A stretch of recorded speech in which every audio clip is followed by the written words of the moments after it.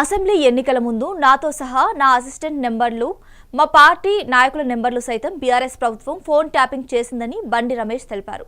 Kukatpally MLA ఉదయం 2 గంటలు తప్ప ప్రజలకు అందుబాటులో ఉండడం లేదన్నారు. ఎన్నికల ముందు 90% అభివృద్ధి చేశాను అని చెప్పిన ఎమ్మెల్యే ఇప్పుడు పనులే కావడం లేదంటూ డ్రామాలాడుతున్నాడని విమర్శించారు.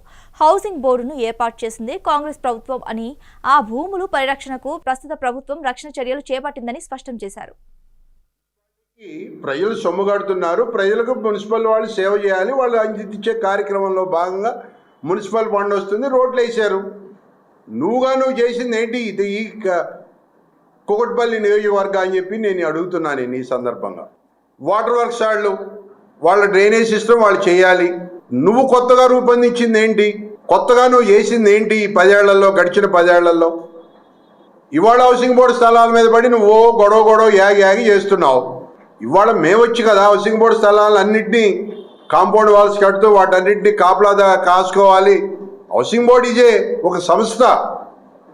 వాళ్ళు ఆ రోజు 1200 ఎకరాలు ఎక్వైరీ చేసుకుని ఆ సంస్థ ద్వారా పేద ప్రజలకు కానీ మధ్యతరగతి ప్రజానికి కానీ ఇళ్ళు కట్టించి ఇవ్వాలి, అందుబాటు రేట్లో ప్రజలకు అందించాలని చెప్పి ఆ సంస్థ ఆ రోజున ప్లాన్ చేసింది కాంగ్రెస్ ప్రభుత్వం. వాళ్ళ భూములు వాళ్ళు సేవ్ చేసుకుంటారు, వాళ్ళు అమ్ముకుంటారు వాళ్ళ పద్ధతిలో. దాన్ని నేను వద్దని చెప్పడానికి నువ్వెవరు, నేనెవరు? నీ భూమి ఉంటే నువ్వు అమ్ముకోవా? దారాదత్తం చేస్తావు ఎవరికన్నా? హౌసింగ్ బోర్డు స్థలాలని కబ్జా గురి కాకుండా మేము వచ్చినాక అప్పుడున్న మా సీఎండీతో వెంటబడి అమౌంట్ ₹1,10,00,000 శాంక్షన్ చేయించి చుట్టూ కాంపౌండ్ వాళ్ళు చేసి స్థలాలు కాపాడడానికి మేము చర్యలు తీసుకున్నాం.